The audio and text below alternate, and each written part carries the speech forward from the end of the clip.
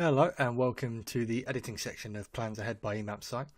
Here we've got the white frame indicating the piece of paper you've selected. In this case we've got scale 1 to 1250 A4 and it's the 4 hectare area. We've got the license information here and the north arrow here, so that's all sort of complying with planning regulations.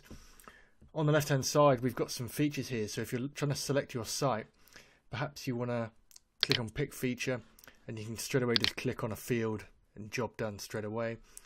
But if you want to get something that goes across 2 fields or is a little bit more complex, for example, or is not sort of a closed polygon, so to speak, in terms of a field or a house, then you can clear all and select snap to point on the left hand side here. Now it's quite useful zooming in a little bit, so if we do that, zoom in a little bit and change the direction with these arrows. Now what we can do here is select draw site on the left hand side, and now we're able to do a kind of a dot to dot, and it allows you to go around. So maybe we just want to do, I'm going to do this roughly, but maybe we want to do half the field, come over here, and maybe we've got this elastic here, and maybe we want to close the polygon at this point. So what we can do is double click and then it closes the polygon, and now the mouse is separate from that.